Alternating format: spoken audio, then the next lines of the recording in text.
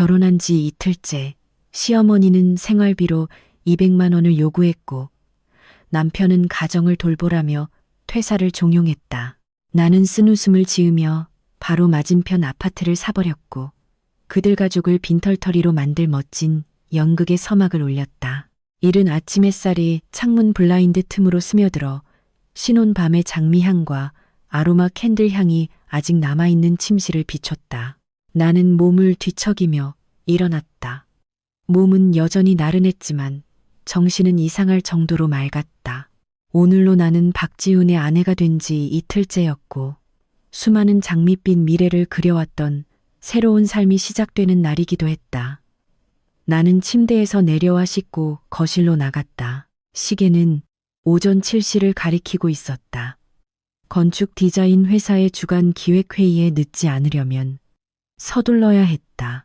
침실을 나서자마자 지훈이 식탁에 거만하게 앉아 신문을 들고 있는 모습이 보였다.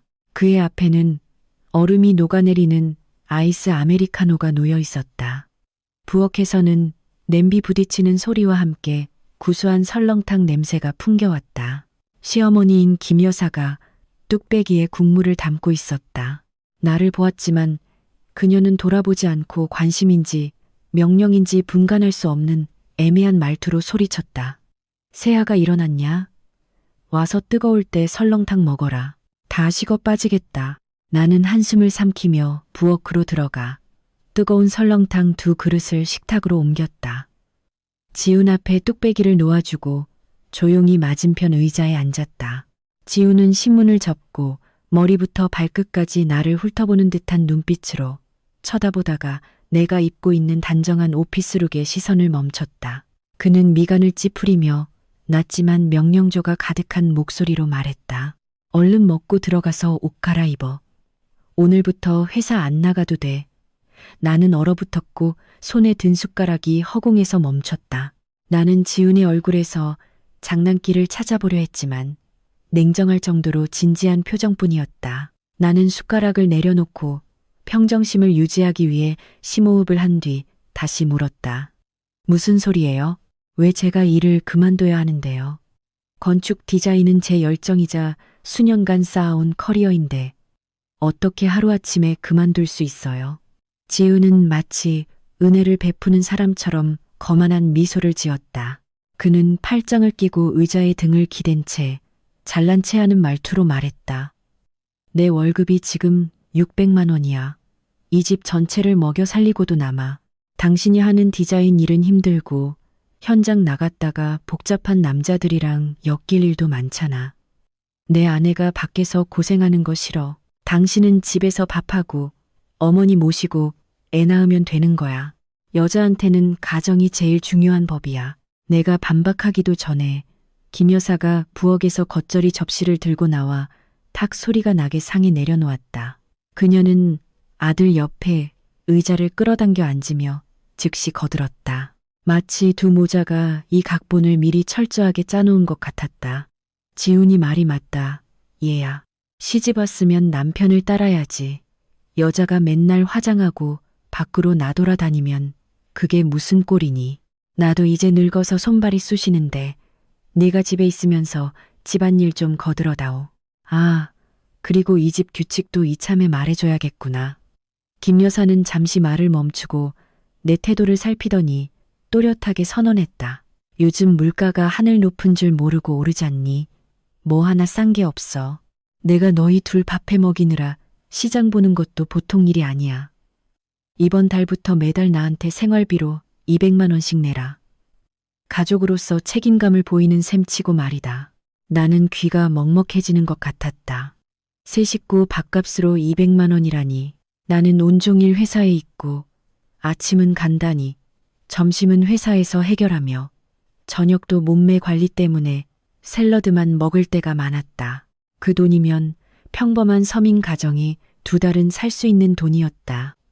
그런데 그녀는 아무렇지 않게 요구했다. 나는 공정한 한마디를 기대하며 지훈을 쳐다봤지만 그는 어머니의 말이 곧 법이라는 듯 설렁탕만 먹고 있었다. 그 순간 나는 이 결혼이 단순히 사랑의 결실이 아니라는 것을 깨달았다.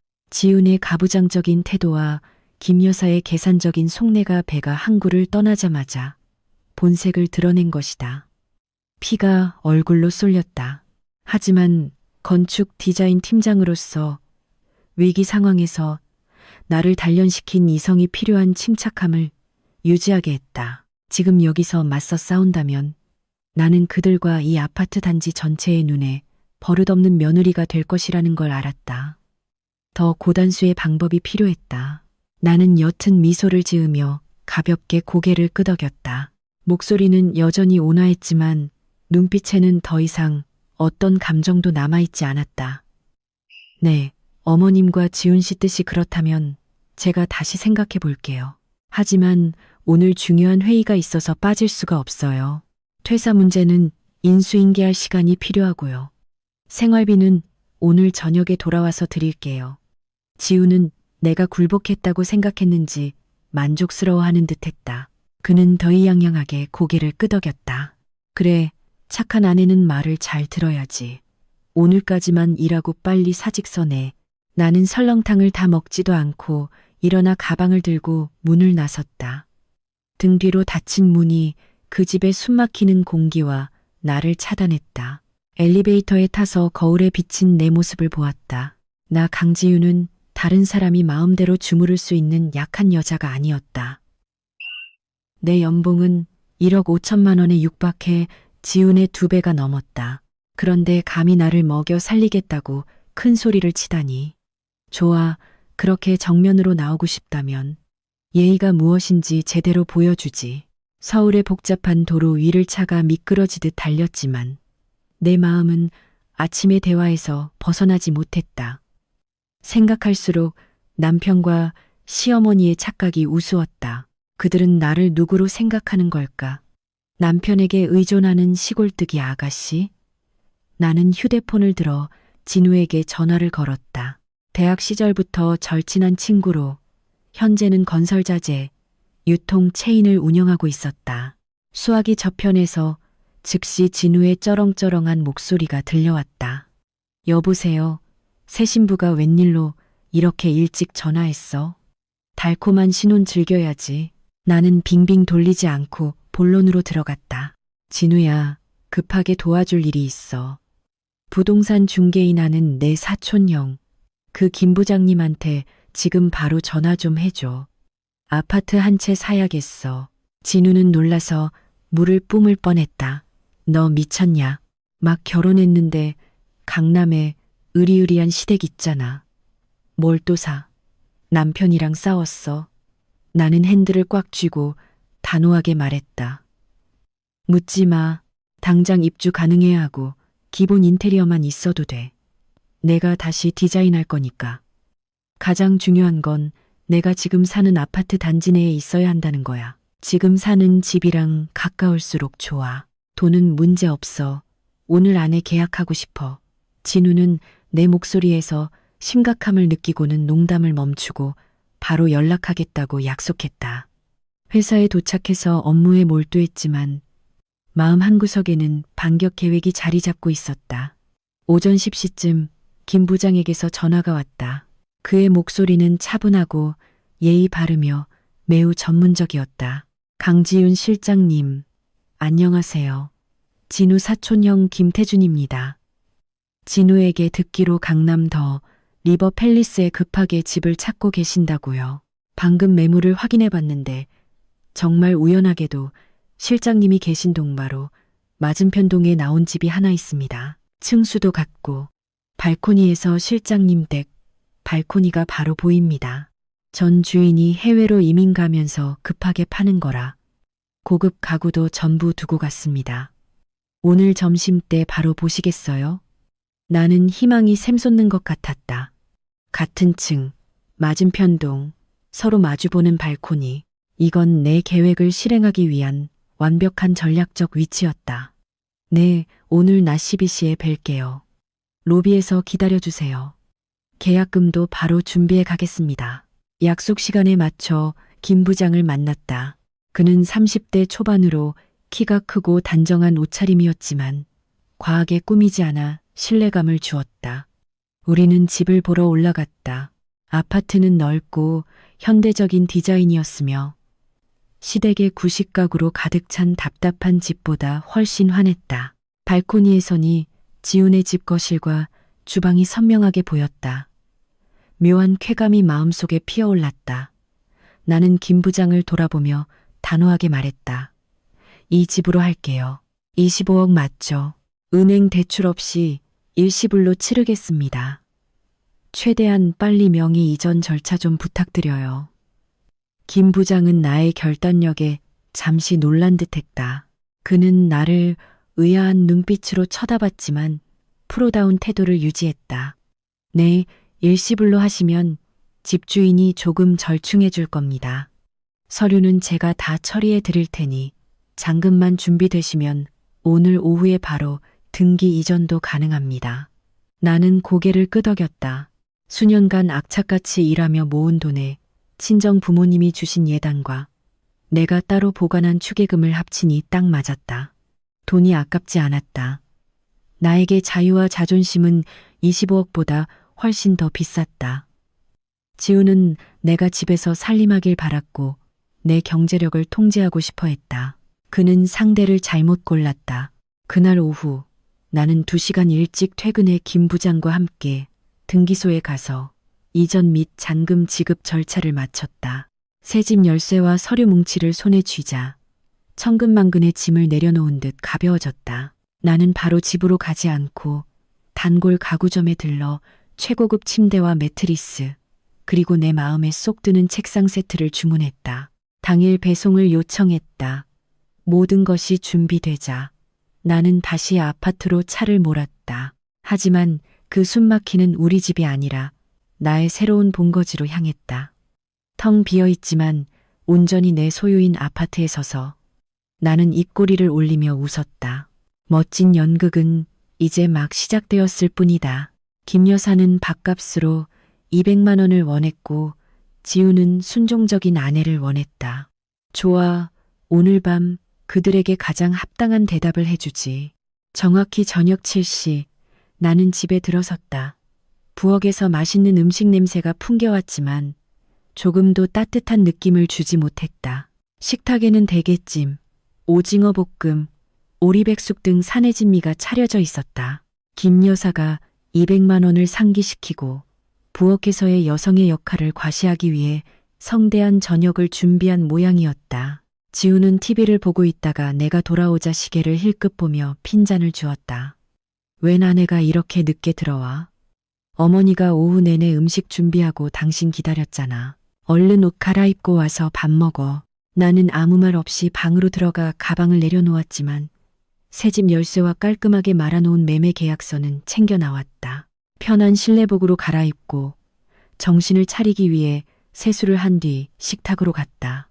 김 여사는 살갑게 내 밥그릇에 음식을 담아주었다. 그녀의 입가에 걸린 미소는 너무나 가식적이었다. 많이 먹어라, 얘야.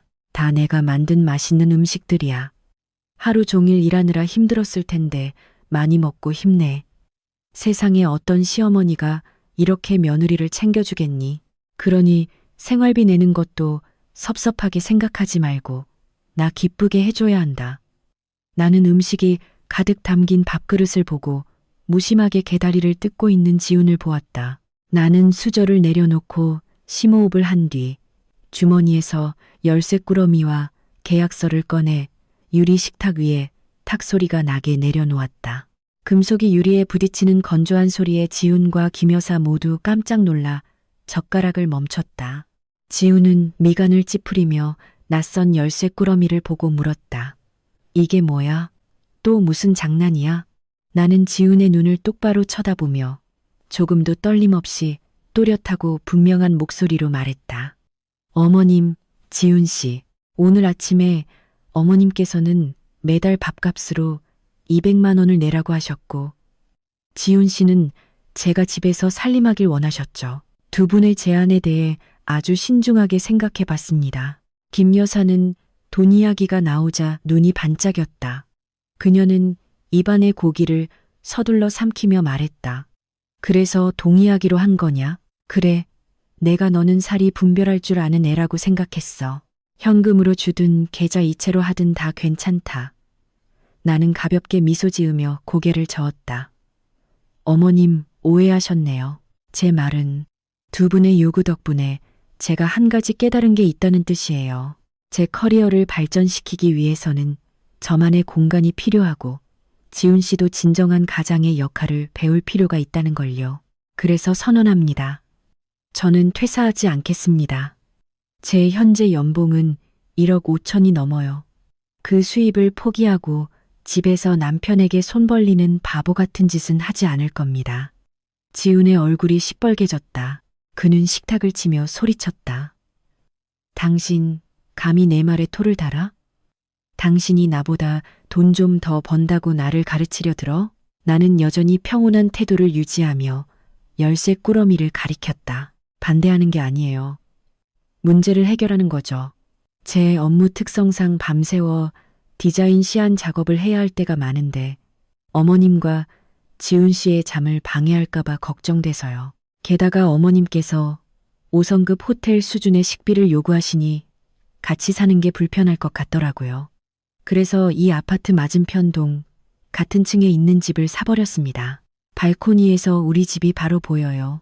김 여사는 입을 떡 벌렸고 손에 든 젓가락이 식탁 아래로 떨어졌다. 그녀는 더듬거렸다. 너 무슨 소리 하는 거야? 네가 집을 샀다고?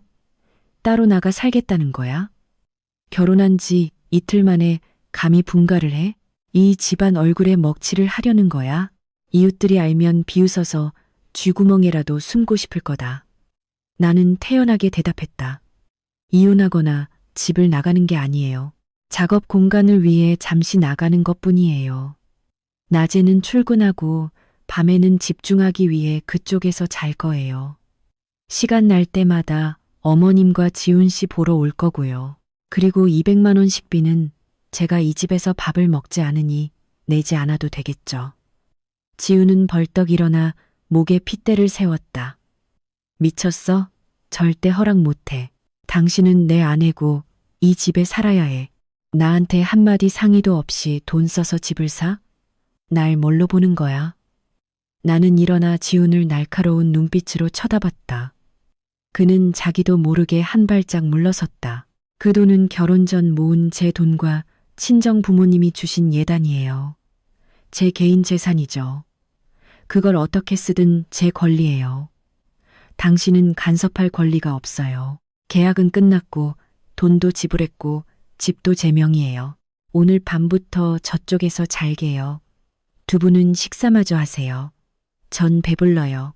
말을 마친 나는 열쇠 꾸러미를 다시 집어들고 방으로 들어가 옷 몇 벌을 캐리어에 챙겼다. 식당에서는 김 여사의 처절한 울음소리가 들려왔다. 아이고, 세상에, 며느리가 시어머니 머리 꼭대기에 올라앉았네. 지훈아, 뭐하냐? 저걸 그냥 보내? 네가 남자 맞냐? 그릇 깨지는 소리, 지훈의 무력한 고함 소리가 들렸지만 그 어떤 혼란스러운 소리도 더는 나를 두렵게 하지 못했다. 나는 캐리어를 끌고 문을 나섰다. 마음이 깃털처럼 가벼웠다. 나의 존중과 자유를 되찾기 위한 전쟁은 바로 이 식탁 위 최후 통첩으로 공식적으로 시작되었다. 새 아파트에서 보내는 첫날 밤, 나는 오랫동안 느껴보지 못했던 완벽한 고요함을 느꼈다. 지훈의 천둥 같은 코골이 소리도 시어머니가 새벽부터 시끄럽게 요리하는 소리도 없었다. 이 아파트는 외국인에게서 구입한 집이었다. 화이트와 그레이 톤의 북유럽 미니멀리즘 스타일 인테리어는 내 취향과 완벽하게 맞아떨어졌다. 나는 저녁 내내 개인 물품을 정리하고 통유리 창가에 새로 산 책상을 배치했다. 이곳에서는 반짝이는 도시의 야경을 한눈에 볼 수 있었고 얇게게도 맞은편 동에 있는 우리 신혼집 발코니가 정면으로 보였다. 밤 9시쯤 초인종이 요란하게 울렸다. 인터폰 화면을 보니 지훈이 잔뜩 화가 난 얼굴로 서 있었다. 나는 단정한 실크 잠옷 위에 얇은 가운을 걸치고 문을 열었다. 문이 열리자마자 지훈은 마치 자기 집인 양 거칠게 안으로 들어섰다. 그는 넓고 환한 아파트를 둘러보며 눈에는 질투심이 역력했지만 경멸하는 태도로 애써 감추려 했다. 지우는 소파에 털썩 주저앉아 테이블에 다리를 올리고 거만한 말투로 말했다. 이제 그만하지. 이 집 사는데 돈 꽤나 들었겠네. 근데 이게 잘한 짓이라고 생각해? 저쪽에서 어머니가 울고불고 난리야. 아내라는 사람이 남편 체면도 안 세워주고 이렇게 뛰쳐나오는 게 내 얼굴에 침 뱉는 거랑 뭐가 달라. 짐 싸서 당장 돌아와. 내가 어머니한테 잘 말씀드려 볼 테니까. 나는 물 한 잔을 따라 지훈과 거리를 둔 채 맞은편 1인용 의자에 여유롭게 앉았다. 나는 그를 쳐다보며 이 남자가 어쩌면 이렇게 낯설고 우스꽝스러울 수 있는지 생각했다. 지훈 씨, 저녁 식사 때 분명히 말했어요. 저는 작업 공간이 필요하고 200만 원의 식비 요구는 받아들일 수 없다고요. 제가 여기 있는 건 합법이에요. 제 명의의 집이고 제 돈으로 샀어요. 아내를 보러 온 거라면 물 한 잔 대접하겠지만 명령하러 온 거라면 돌아가 주세요. 지우는 벌떡 일어나 얼굴이 시뻘개졌다. 그는 내 얼굴에 손가락질하며 소리쳤다. 돈 좀 있다고 잘난 체 하지 마. 여자 혼자서는 아무것도 아니야. 당신 혼자 여기 있으면 이웃들이 남편한테 쫓겨난 줄 알 거 아니야. 그때 가서 울면서 나한테 돌아오지나 마. 마지막 기회를 줄게. 당장 집으로 가서 어머니께 사과드리고 이번 달 생활비 내. 그럼 없던 일로 해줄 테니까. 나는 물잔을 옆 테이블에 내려놓았다. 고요한 공간에 울리는 건조한 소리에 지훈이 움찔했다. 나는 일어나 문 쪽으로 걸어가 문손잡이를 잡고 활짝 열었다. 돌아가세요. 저는 사과할 잘못을 한 적이 없어요. 그리고 생활비는 당신이 직접 벌어서 어머니 모시세요. 월급 600만 원이면 제 푼돈 없이도 충분히 가족을 부양할 수 있을 텐데요. 지우는 이를 갈며 나를 한참 노려보다가 분을 사귀지 못한 채 문 밖으로 나갔다. 가기 전에 그는 뒤돌아 협박 한마디를 던졌다. 두고 봐. 네가 얼마나 버틸 수 있을지. 남자 없이 혼자서 어떻게 사나 보자고. 문이 닫히고 방 안에는 다시 평화가 찾아왔다. 나는 발코니로 나가 레드와인 한 잔을 따랐다. 난간에 기대어 맞은편 동을 바라보았다. 저쪽 집 거실 등은 여전히 환하게 켜져 있었다. 유리창 너머로 김 여사가 왔다 갔다 하며 누군가에게 소리치는 듯 손을 휘젓고 있었고 지우는 소파에 멍하니 앉아 있었다. 분명 무료하녀였던 내가 사라져서 곤란을 겪고 있는 것이리라.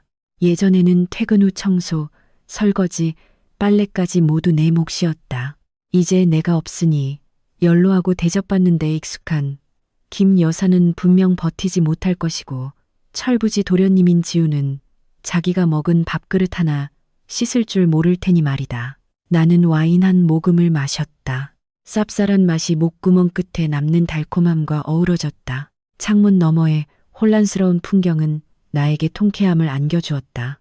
이것은 그들이 항상 무시해왔던 한 여성의 가치에 대한 첫 번째 교훈일 뿐이었다. 나는 와인잔을 높이 들고 나 자신의 자유를 축하했다. 이 문 앞의 삶은 생각보다 훨씬 더 흥미로워질 것 같았다. 다음 날 아침 나는 일찍 일어나 가볍게 화장을 하고 세련된 정장을 차려입었다. 정신은 이상할 정도로 상쾌했고 효율적인 하루를 보낼 준비가 되어 있었다. 하지만 지하 주차장으로 내려가기 위해 엘리베이터에 발을 들이는 순간 나는 이상한 분위기를 감지했다. 엘리베이터 안에는 같은 층에 사는 중년 여성 3명이 있었다. 그들은 활발하게 대화를 나누다가 내가 들어서자 갑자기 입을 다물었다. 그들은 나를 힐끔거리더니 서로에게 소곤거리기 시작했다. 일부러 작게 말하려 했지만 좁은 엘리베이터 안에서는 그들의 말이 똑똑히 들렸다. 저 여자야, 김 여사네 며느리. 얼굴은 멀쩡하게 생겨서 아주 무서운 여자라잖아. 듣자 하니 결혼하자마자 남편 돈을 다 관리하겠다고 했대. 시어머니가 한마디 하니까 집 나가서 따로 아파트를 얻었다지 뭐야. 아픈 늙은 시어머니를 나 몰라라 하고 옆에 있던 여자가 입을 삐죽이며 나를 아기의 찬 눈으로 쳐다봤다. 어머, 요즘 여자들 정말 무섭네. 자기가 돈 좀 번다고 가난한 시댁을 무시하는 거겠지. 우리 동네 같았으면 저런 불효막심한 며느리는 당장 쫓겨났어. 나는 등을 꼿꼿이 세우고 내려가는 층수를 알리는 표시판을 똑바로 쳐다보며 아무런 감정도 드러내지 않았다. 이 소문의 근원지가 어디인지 충분히 짐작할 수 있었다. 김 여사는 원래 말솜씨가 좋고 아파트 부녀회 활동에도 열심이었으니 분명 내가 출근한 틈을 타 자신은 불쌍한 희생자, 나는 괴물 며느리로 둔갑시킨 애절한 이야기를 꾸며냈을 것이다. 로비에 도착하자 아파트 경비 아저씨가 나를 안타까운 눈으로 쳐다봤다. 평소에 인사를 나누던 청소 아주머니도 오늘따라 내 눈을 피했다. 할 일 없는 주부들의 정보망은 정말 무서웠다. 바이러스보다 더 빨리 퍼져나갔다. 나는 핸드폰을 열어 아파트 입주민 단체 카톡방에 들어갔다. 역시나 어젯밤부터 올라온 메시지들 속에서 사랑스러운 손주들의 할머니라는 닉네임을 쓰는 김 여사가 요즘 며느리들은 은혜도 모르고 즐길 줄만 안다며 은근슬쩍 한탄하는 글이 있었다. 그 아래에는 이웃 아주머니들의 공감과 위로 댓글이 줄을 이었고 심지어 나를 태그해 훈계하는 사람도 있었다. 나는 섣불리 반박하거나 소셜미디어에서 싸우지 않았다. 거짓말쟁이와 무지한 대중을 상대로 맞서는 것은 가장 어리석은 행동이며 스스로의 가치를 떨어뜨릴 뿐이었다. 나는 그 모든 대화 내용을 캡처해서 증거라는 이름의 폴더에 따로 저장했다. 점심때 나는 김 부장에게 전화해 사설 탐정 서비스나 고품질 녹음 장비에 대한 정보를 알아봐 달라고 부탁했다. 김 부장은 놀라며 뭘 하려는 거냐고 물었다. 나는 그저 웃으며 멋진 연극을 위해 준비가 필요하다고만 말했다. 나는 김 여사가 뒤에서 험담하는 것에서 멈추지 않을 것임을 알았다. 그녀는 여론을 이용해 나를 다시 복종시키고 돈을 바치게 만들고 싶어 했다. 하지만 그녀는 착각했다. 여론의 압박은 마음 약한 사람에게나 통하는 법이다. 나에게는 그 가족의 진짜 얼굴을 벗겨낼 동기가 될 뿐이었다. 그날 오후 집에 돌아오니 김 여사가 우리 집 문 근처 복도에서 이웃 아주머니와 수다를 떨고 있었다. 내가 다가오는 것을 보고 김 여사는 일부러 큰 소리로 말했다. 아이고, 이모님 좀 보세요. 이 늙은 몸으로 매일 장보고 밥해야 하는데 쟤는 저렇게 착배 입고 밤늦게까지 돌아다니잖아요. 제 팔자가 왜 이리 기구한지. 나는 미소 지으며 이웃 아주머니에게 정중하게 인사하고 김 여사를 향해 달콤하지만 의미심장한 목소리로 말했다. 어머님 말씀이 맞아요. 어머님 너무 힘드시죠. 그래서 제가 따로 나가 사는 거잖아요. 제 밥까지 차리실 필요 없게 해드리려고요. 저처럼 효심 깊은 며느리가 어디 있겠어요. 말을 마치고 나는 문을 열고 집으로 들어갔다. 뒤에는 분해서 얼굴이 파래졌지만 아무것도 하지 못하는 김 여사가 멍하니 서 있었다. 나는 이 여론전이 이제 막 시작되었으며 내가 핵심적인 패를 쥐고 있다는 것을 알았다. 주말이 되자 나는 계획의 다음 단계를 실행하기로 결정했다. 토요일 아침 일찍 나는 마트에 가서 아주 큰 킹크랩 한 마리와 랍스터 몇 마리 그리고 다른 고급 해산물을 샀다. 총액은 거의 100만 원에 달했다. 나는 양손 가득 장바구니를 들고 시댁으로 가서 최대한 밝은 얼굴로 초인종을 눌렀다. 김 여사가 문을 열어주었는데 양손에 짐을 든 나를 보자 눈이 반짝였다. 그녀는 값비싼 해산물을 힐끗 보더니 태도가 한결 부드러워졌고 말투도 덜 까칠해졌다. 어이구, 이게 누구야? 귀한 며느님이 시어머니를 다 찾아오시고 뭘 이렇게 많이 샀어? 돈 많이 썼겠네. 나는 활짝 웃으며 곧장 부엌으로 들어갔다. 네, 어머님, 주중에 회사 일로 바빠서 어머님과 지훈 씨를 못 뵈었잖아요.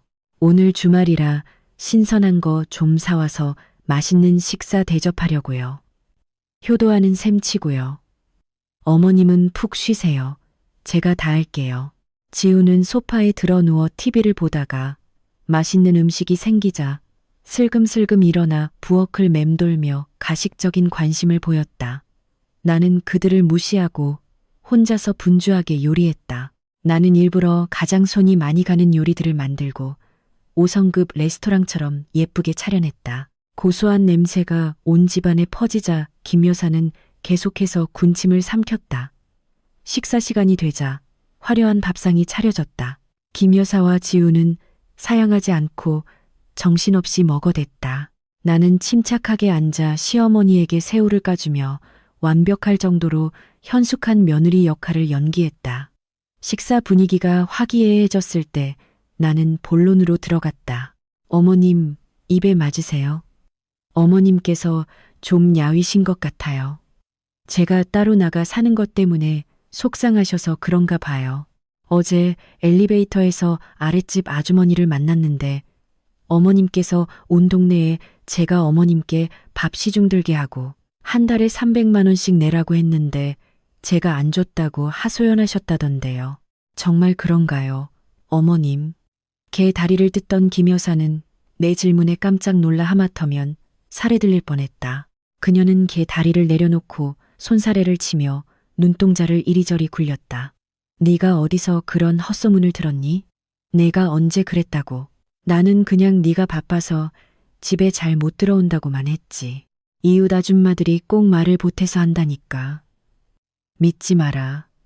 나는 그녀의 그릇에 게살을 더 얹어주었다. 입은 여전히 웃고 있었지만 손은 이미 테이블 위에 놓인 핸드폰을 은밀하게 터치했다. 그곳에는 화병 뒤에 숨겨둔 작은 블루투스 스피커가 연결되어 있었다. 그런가요? 근데 이상하네요.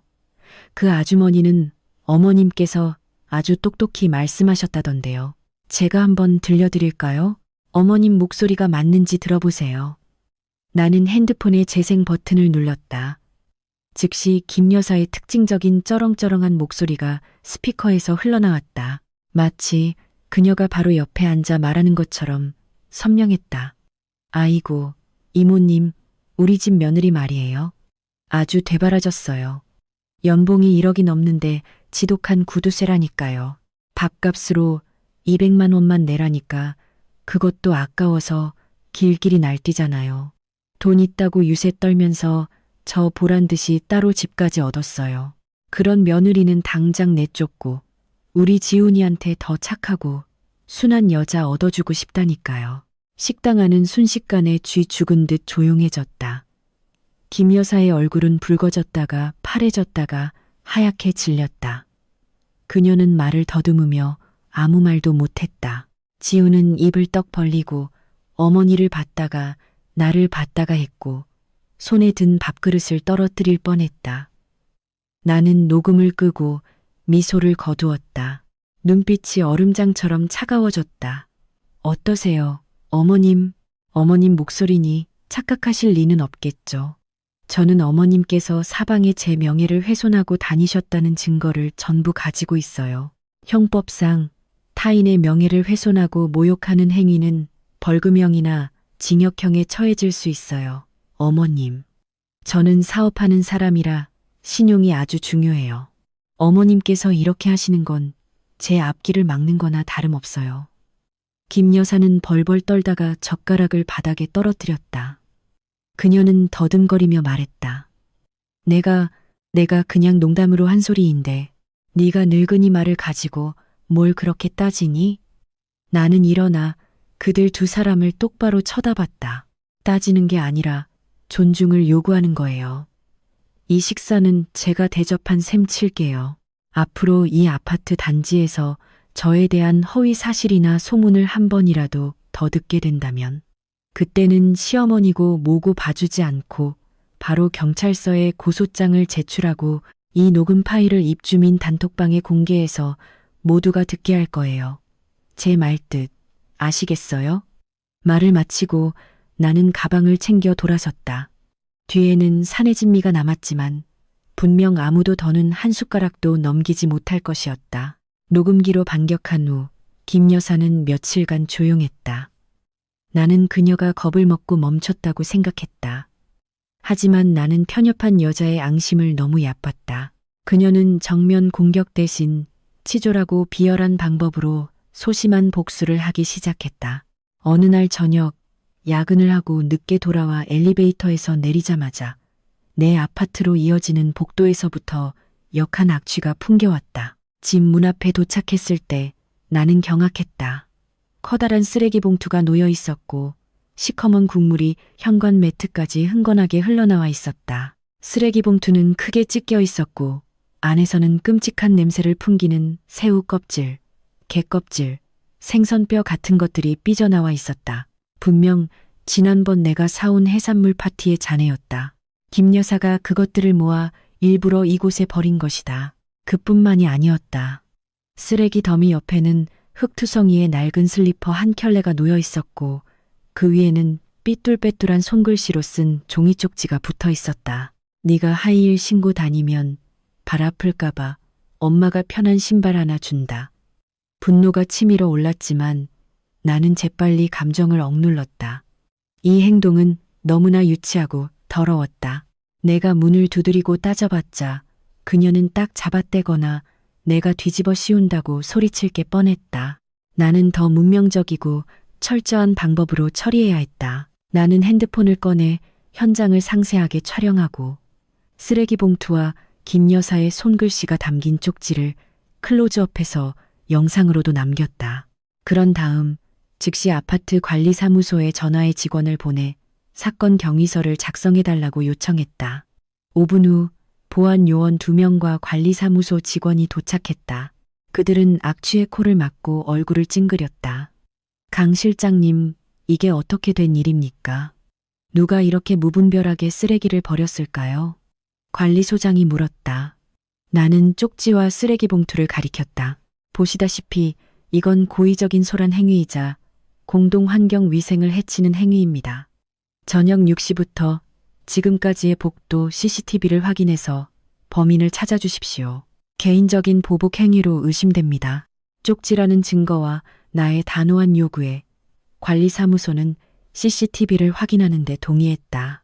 예상대로 CCTV 영상에는 김 여사가 조심스럽게 쓰레기 봉투를 들고 와 우리 집 문 앞에 몰래 놓고 심지어 발로 밟아 국물이 흘러나오게 하는 장면이 선명하게 찍혀 있었다. 그녀는 비웃음을 한번 날리고 나서야 자기 집으로 돌아갔다. 영상을 확보한 나는 그것을 김 여사에게 개인적으로 보내지 않았다. 나는 영상과 현장 사진을 아파트 입주민 전체 단톡방에 바로 올렸다. 그리고 아주 정중한 메시지를 덧붙였다. 어머님, 며느리 생각해서 슬리퍼 가져다 주셔서 감사해요. 그런데 다음부터는 쓰레기 봉투 좀 꽉 묶어주세요. 국물이 복도에 흘러서 단지 전체 위생에도 안 좋고 청소하시는 분들만 고생하시잖아요. 어머님, 관리사무소의 규정대로 처리해달라고 요청드렸습니다. 메시지를 보내자마자 단톡방은 폭발했다. 수많은 분노와 놀람의 이모티콘이 달렸다. 다른 입주민들은 김 여사의 무례한 행동을 비난하기 시작했다. 세상에, 저분 점잖아 보이시던데 행동은 정말 무례하네요. 시어머니랑 며느리 사이에 갈등이 있으면 집안에서 해결해야지 왜 공용복도를 더럽히는 거죠? 본보기로 관리사무소에서 강력하게 벌금을 부과해야 합니다. 김 여사는 분명 핸드폰을 보고 있었을 것이다. 그녀의 닉네임은 활성화되어 있었지만 감히 한마디도 댓글을 달지 못했다. 지우는 내게 미친 듯이 전화를 걸었지만 받지 않았다. 다음 날 아침 청소 아주머니들에게 들으니 김 여사는 창피해서 장 보러 나가지도 못하고 지훈이 음식을 사다 줘야 했다고 한다. 공개적인 망신을 주는 이 처벌은 천마디 말다툼보다 효과적이었다. 그녀가 비열하게 나온다면 나는 그녀에게 자업자득이 무엇인지 똑똑히 보여줄 것이었다. 거짓된 평화가 며칠간 이어지나 싶더니 또 다른 폭풍이 몰아쳤다. 이번에는 그 심각성과 악랄함이 몇 배는 더했다.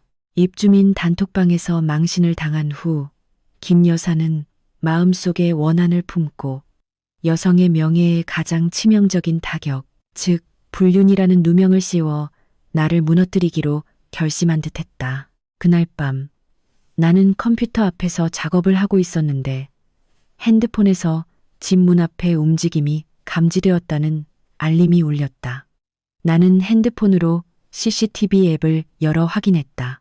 시계는 밤 11시를 가리키고 있었다. 화면에는 김 여사가 어두운 색 잠옷을 입고 모자를 푹 눌러쓴 채 두툼한 봉투를 들고 있었다. 그녀는 도둑처럼 주위를 살피더니 재빨리 그 봉투를 우리 집 문틈으로 쑤셔 넣었다. 그러고는 서둘러 자기 집으로 사라졌다. 나는 궁금해서 문으로 가봉투를 집어들었다. 봉투는 봉해져 있지 않았다. 나는 봉투를 열고 그 내용물을 보고는 할 말을 잃었다. 안에는 나를 몰래 찍은 사진 한 뭉치가 들어 있었다. 그것은 내가 김 부장과 함께 부동산 프로젝트 부지를 답사하러 다닐 때 찍힌 사진들이었다. 촬영 각도가 매우 교묘했다. 일부러 김 부장이 무릉덩이를 지날 때 나를 부축해주는 순간이나 우리가 도면을 보기 위해 머리를 맞대고 있는 순간들을 골라 찍어 마치 두 사람이 과도하게 친밀한 것처럼 보이게 만들었다. 더 끔찍한 것은 그 사진들 위에 낡은 신문에서 오려낸 글자들이 붙어 있었다는 점이다. 불륜녀, 간통, 남편 버리고 남자 따라간 년 등 심한 욕설들이었다. 나는 분노로 손이 떨렸다. 이것은 더 이상 사소한 장난이나 시어머니와 며느리 사이의 갈등이 아니었다. 이것은 조직적인 스토킹, 사생활 침해, 그리고 명예훼손 행위였다. 김 여사는 분명 사람을 고용해 나를 미행했거나 직접 숨어서 이런 사진들을 찍었을 것이다. 그녀는 이것으로 나를 정신적으로 협박하거나 더 나아가 외부에 퍼뜨려 회사와 주변 사람들에게서 내 평판을 망가뜨리려 한 것이다. 나는 심호흡을 하며 마음을 가라앉혔다. 머릿속으로 신속하게 대처 방안을 세웠다. 당황하거나 두려워해서는 안 되었다. 그것이 바로 그녀가 원하는 것이었으니까. 나는 봉투와 그 안의 내용물 전체를 사진으로 찍어 예비 증거로 남겼다. 즉시 김 부장에게 전화를 걸었다. 늦은 시간이었지만 그도 이 일에 연루되었기 때문에 알려야만 했다. 김 부장님, 늦은 시간에 죄송해요. 급한 일이 생겨서요. 시어머니가 방금 저와 부장님이 함께 부지 답사 갔을 때 몰래 찍은 사진과 우리가 불륜 관계라는 익명의 편지를 보냈어요. 수화기 넘어 김 부장의 목소리에는 놀라움과 분노가 역력했다. 뭐라고요? 그분이 감히 그런 짓을? 지윤 씨, 일단 진정하고 섣불리 행동하지 마세요. 그 사진들은 우리가 공적으로 일하는 걸 증명할 뿐 문제될 게 전혀 없어요. 하지만 그분의 행동은 심각한 불법 행위입니다. 나는 고개를 끄덕이며 단호하게 말했다. 알고 있어요. 이대로 가만히 있지 않을 거예요. 내일 아침에 이 모든 증거물을 가지고 공증사무소에 가서 사실 확인 공증서를 작성할 거예요. 이 증거를 법적으로 공식화하고 싶어요. 만약 그분이 소문을 퍼뜨린다면 즉시 고소할 겁니다. 혹시 이 분야 전문 변호사를 소개해 주실 수 있을까요? 김 부장은 즉시 동의했다. 네, 내일 아침에 제가 모시러 갈게요. 그 봉투는 그대로 잘 보관하시고 새로운 지문이 남지 않도록 조심하세요. 오늘 밤은 문단속 잘하고 푹 쉬세요. 제가 있잖아요. 전화를 끊고 나는 책상 위에 흩어진 사진들을 보았다. 김 여사의 악랄함은 인간의 인내심을 넘어섰다. 그녀는 나에게 불륜이라는 딱지를 붙이면 내가 겁을 먹고 돌아와 애원할 것이라고 생각했을까? 그녀는 크게 착각했다. 이 행동은 내가 그 가족에게 남겨두었던 마지막 한 조각의 정마저 끊어버리는 계기가 되었다. 내일 나는 지식과 법률 상식을 갖춘 한 여성이 얼마나 강력하게 저항할 수 있는지 그들에게 똑똑히 보여줄 것이었다. 다음 날 아침 나는 김 부장과 함께 공증사무소가 문을 열자마자 찾아갔다. 사실 확인 공증 절차는 신속하지만 매우 엄격하게 진행되었다. 사진 한 장 한 장, 익명 편지에 오려 붙인 글자 하나하나, 그리고 김 여사가 봉투를 문틈으로 쑤셔 넣는 장면이 담긴 CCTV 영상까지 모두 법정 문서에 기록되었다.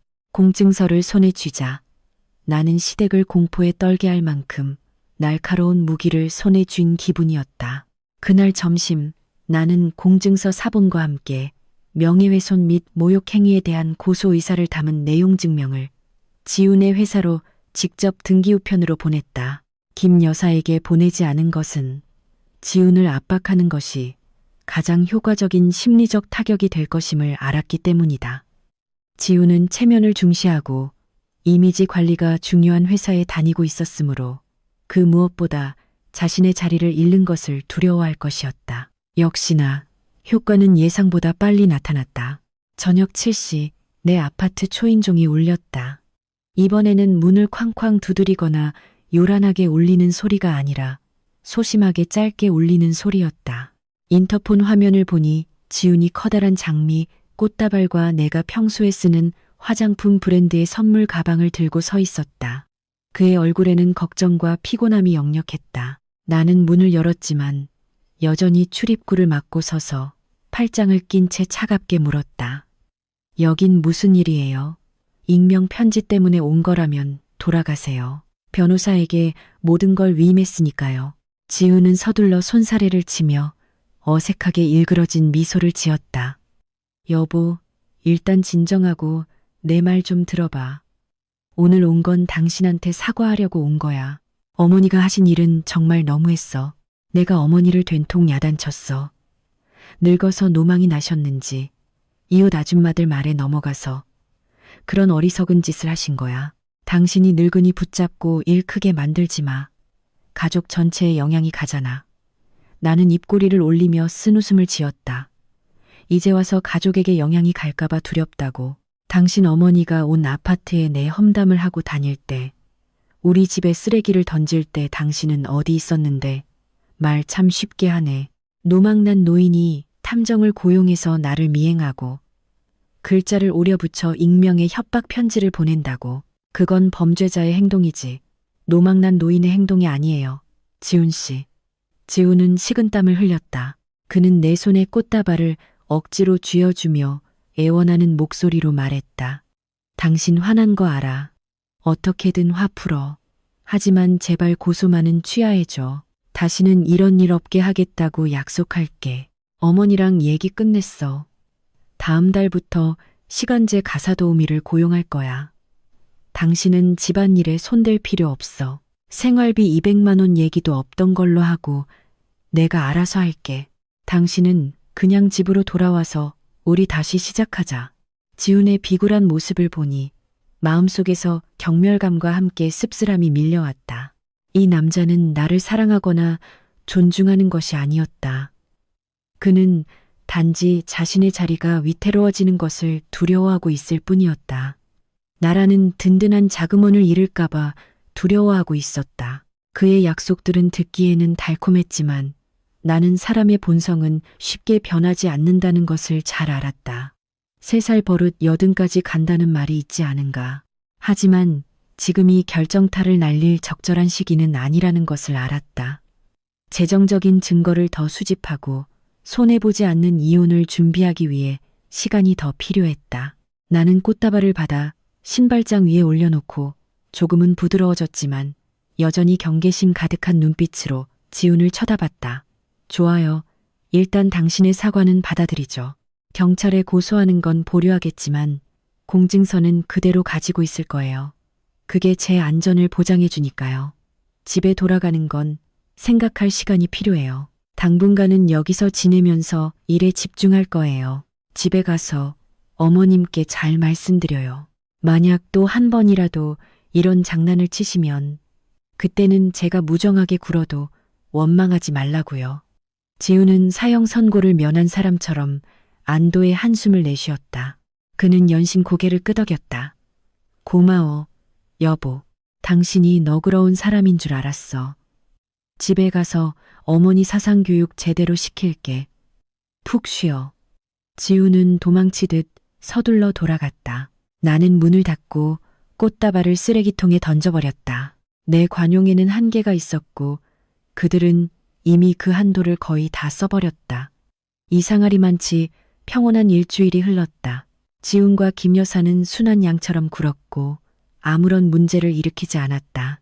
심지어 김 여사는 몇 번이나 국을 끓여 우리 집 문고리에 걸어두기도 했다. 이런 변화의 이유는 곧 밝혀졌다. 시아버지의 환갑잔치였다. 그는 시골에 사셨지만 이번에는 지훈과 김 여사가 친척들에게 과시하기 위해 서울로 모셔와 성대한 잔치를 열기로 한 것이었다. 잔치는 아파트 근처의 고급 한정식 집에서 열렸다. 손님들은 대부분 시골에서 올라온 친척들이었다. 모두가 화려하게 차려입고 시끌벅적했다. 나는 맏며느리로서 단아한 개량 한복을 입고 나타났다. 안으로 들어서자마자 수십 개의 탐색하는 눈초리가 나에게 꽂히는 것을 느꼈다. 돈은 많지만 성격은 드센 며느리라는 소문이 시골까지 퍼진 모양이었다. 시아버지는 김 여사의 날카로움과는 정반대로 온화하고 과묵한 분이셨다. 그는 내 손을 잡고 진심으로 안부를 물어주셔서 잠시나마 따뜻함을 느꼈지만 그 분위기는 지훈의 큰아버지가 축사를 하기 위해 일어서면서 금세 깨졌다. 형식적인 축사가 끝난 후 큰아버지는 술잔을 들고 얼굴이 벌개진 채 나와 좌중을 향해 큰 소리로 말했다. 오늘 형님 환갑을 축하하며 자손들이 이렇게 많이 모이니 참으로 큰 복입니다. 듣자 하니 우리 조카 며느리 지윤이는 능력 있는 실장이라 연봉도 어마어마하고 시댁 바로 옆에 자기 집까지 샀다더군요. 여자로서 참 대단합니다. 하지만 옛말에 부유하면 고기해야 하고 고기하면 그 근본을 돌볼 줄 알아야 한다고 했습니다. 좌중은 쥐 죽은 듯 조용해졌다. 모두가 젓가락을 놓고 귀를 기울였다. 큰아버지는 술을 한 모금 마시고 노골적으로 압박하는 말투를 이어갔다. 지금 김 여사랑 지훈이가 사는 저 아파트가 아직 은행 빚이 한 20억 가까이 남았다지. 이자는 높고 시어머니는 늙고 약하고 지훈이 월급은 쥐꼬리만 하고 내가 보기에 우리 지훈이가 80억짜리 집을 살 능력이 되면 시댁 빚 20억 갚는 게 뭐 그리 아깝겠어. 네가 모은 돈으로 그 빚을 깨끗하게 갚아서 그 집이 온전히 네 시어머니 명의가 되도록 하는 게 어떻겠니? 한 가족인데 남편 돈 안에 돈 따질 게 뭐 있겠어. 몇몇 철없는 친척들에게서 성의 없는 박수 소리가 터져 나왔다. 나머지 대부분은 나를 쳐다보며 내 반응을 기다렸다. 옆에 앉은 김 여사는 부끄러운 척 고개를 숙이고 있었지만 입꼬리는 만족스럽게 올라가 있었다. 지우는 그릇에 얼굴을 받고 감히 나를 쳐다보지도 못했다. 결국 이것이 그들이 파놓은 함정이었다. 그들은 가문의 압박과 효부라는 명예를 이용해 내 돈을 뜯어내려 한 것이었다. 나는 물잔을 내려놓고 침착하게 일어섰다. 나는 큰아버지의 눈을 똑바로 쳐다본 뒤 좌중을 한번 훑어보았다. 내 입가에 걸린 미소는 옆 사람이 몸을 떨게 할 만큼 차가웠다. 큰아버님, 아버님, 어머님 그리고 여러 친척분들, 저희 가정의 재정 상황에 관심을 가져주셔서 정말 감사합니다. 하지만 오해가 없도록 이 자리에서 분명히 말씀드리고 싶습니다. 첫째, 현재 어머님 명의로 되어 있는 그 아파트는 어머님의 개인 재산입니다. 그 집을 살 때 저와 지훈 씨는 결혼하기 전이었고 저는 제 소유가 아닌 재산의 빚을 갚을 의무가 없습니다. 둘째, 제가 번 돈은 제 피와 땀입니다. 저는 저를 낳아주시고 오늘날의 저를 있게 해주신 친정 부모님도 봉양해야 합니다. 나는 잠시 말을 멈추고 움츠러든 지훈을 똑바로 쳐다봤다. 박지훈 씨는 남자이자 장남으로서 어머니의 빚을 갚는 것은 그의 책임입니다. 만약 그럴 능력이 없다면 아내를 방패 삼아 돈을 뜯어낼 궁리를 할 게 아니라 자기 자신을 돌아봐야 합니다. 제 직설적인 말이 분위기를 망쳤다면 죄송합니다. 하지만 제 삶의 원칙은 분명한 것입니다. 제가 만들지 않은 빚은 단 한 푼도 갚지 않겠습니다. 큰아버지는 얼굴이 시뻘개져서 책상을 치며 소리쳤다. 이 버릇없는 것, 네가 감히 어른에게 말대꾸를 해? 나는 조금도 흔들리지 않고 태연하게 대답했다.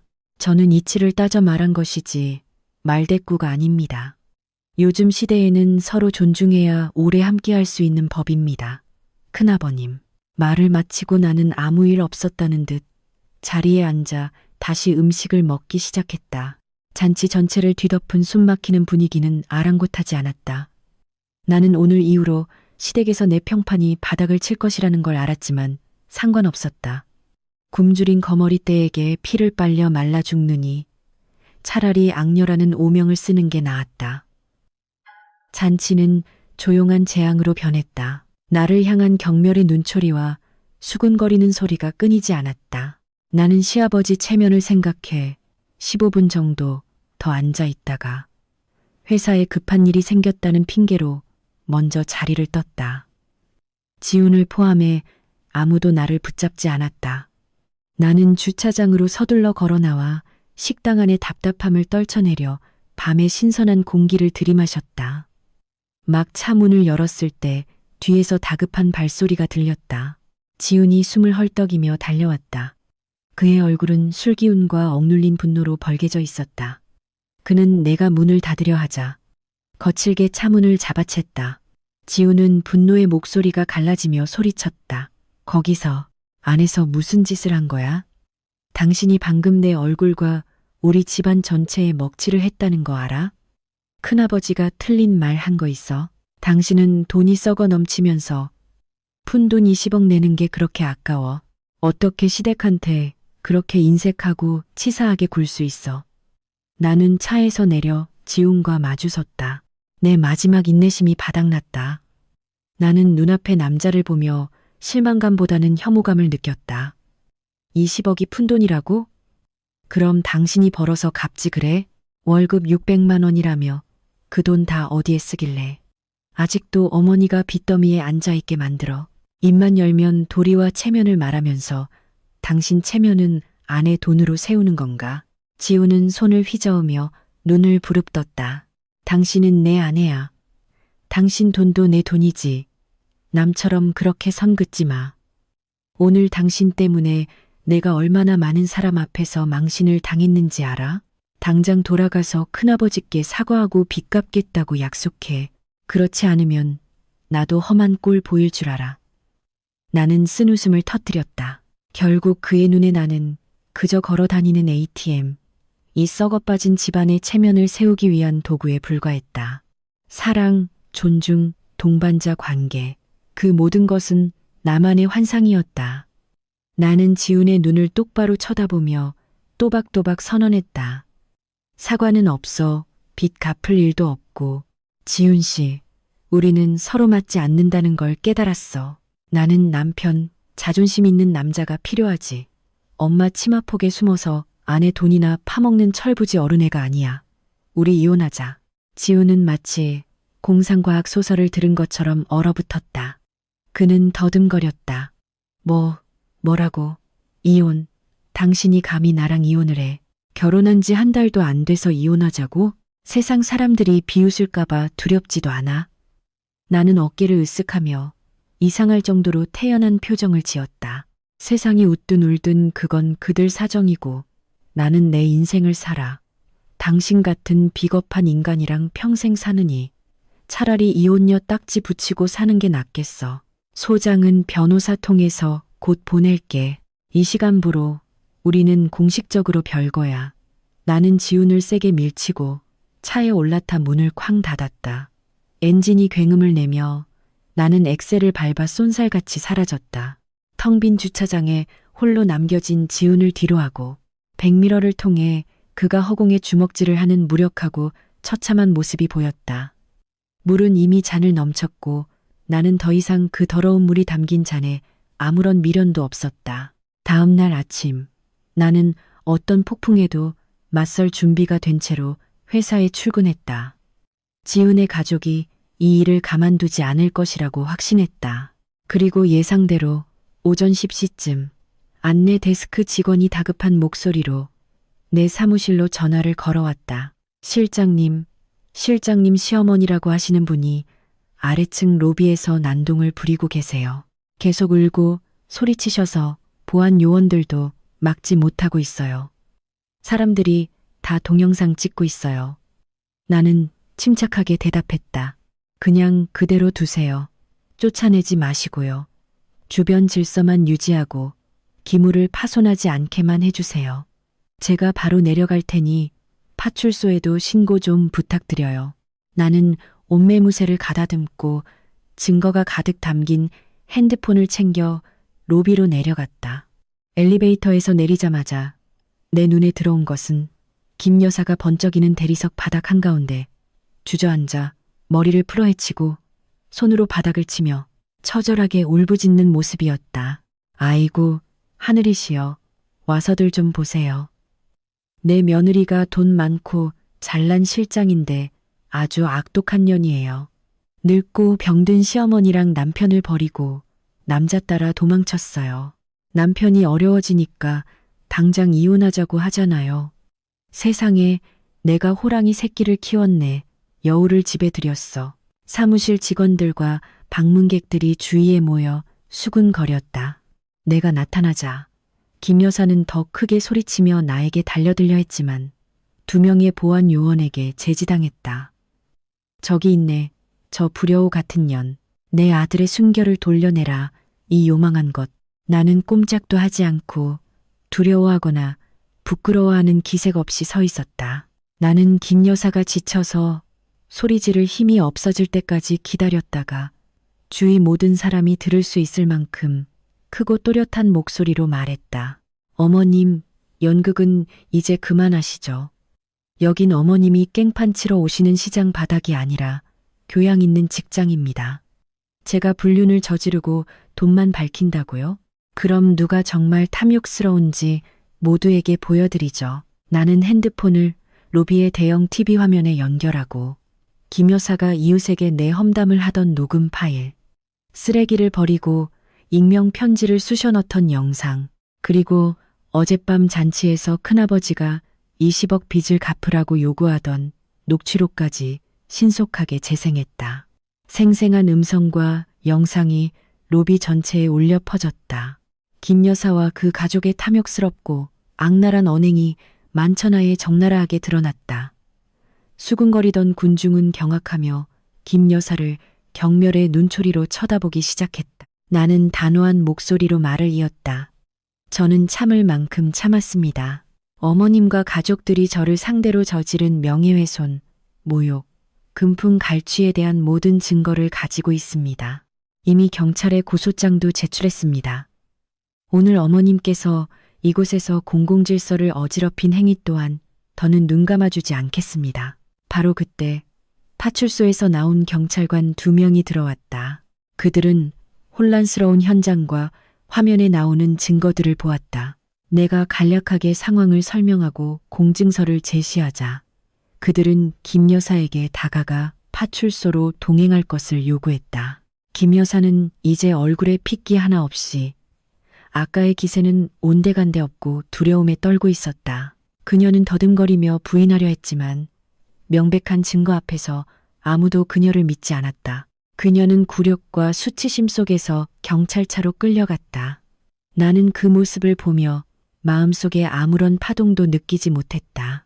잘못된 곳에 베푼 친절은 배신으로 돌아올 뿐이었고 오늘 나는 그 모든 것을 그들에게 돌려주었다. 회사에서의 소동 이후 나는 원치 않게 유명 인사가 되었다. 하지만 현명하고 투명한 대처 방식 덕분에 동료와 파트너들은 나를 멀리하기는커녕 오히려 내 용기에 감탄하며 공감해 주었다. 그럼에도 불구하고 정신적인 피로는 피할 수 없었다.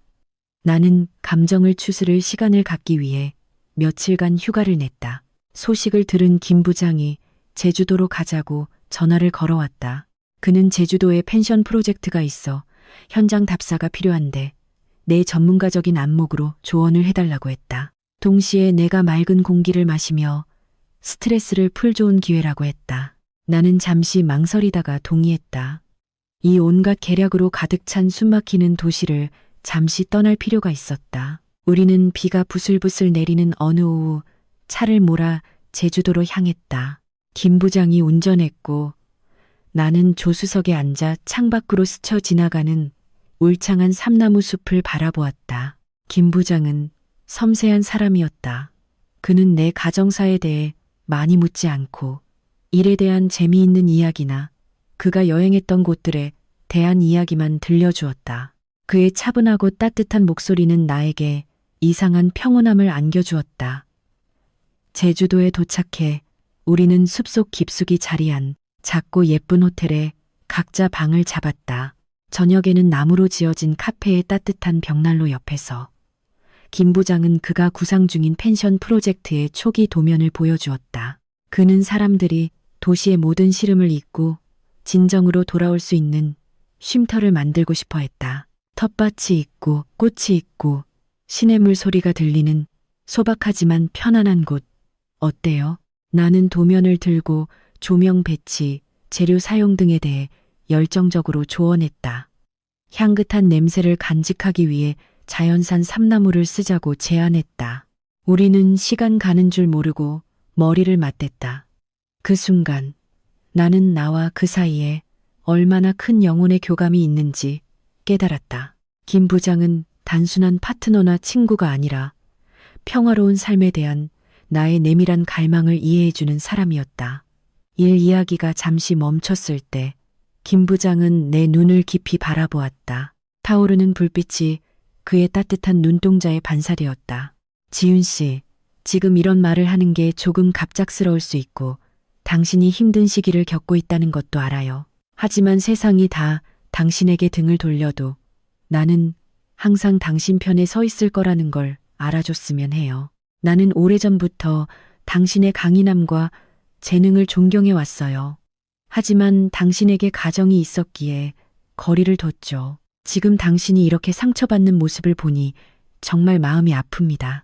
나는 얼어붙었고 심장이 한 박자 잇는 듯했다. 나는 김 부장을 보며 그의 말 한마디 한마디에서 진심을 느꼈다. 지훈처럼 화려하거나 공허하지 않았다. 김 부장의 말은 소박했지만 산처럼 든든했다. 나는 어색함을 떨치려 가볍게 미소 지으며 고개를 저었다. 고마워요, 현우 씨. 그 마음 정말 감사하게 생각해요. 하지만 지금 저는 자라보고 놀란 가슴 소뚜껑 보고 놀란다는 심정이에요. 이 잘못된 결혼을 깨끗하게 정리하는 게 먼저예요. 아직 새로운 무언가를 시작할 준비가 안 됐어요.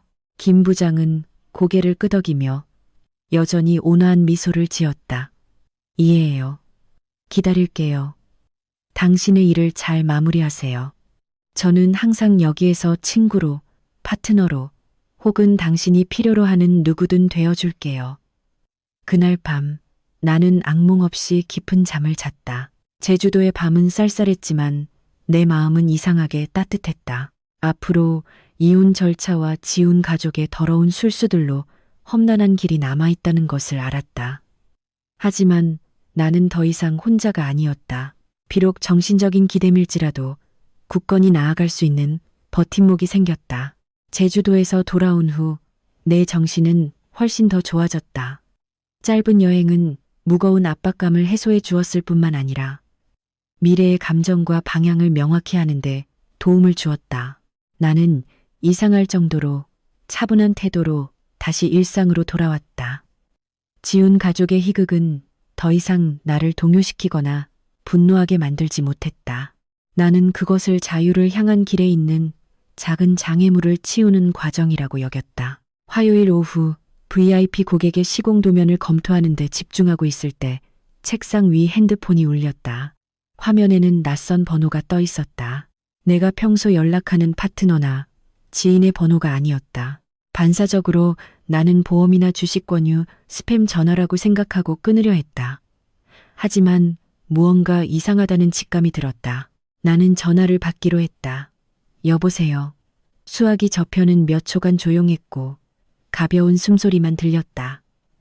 전화를 건 사람이 매우 망설이는 듯했다. 여보세요. 누구시죠?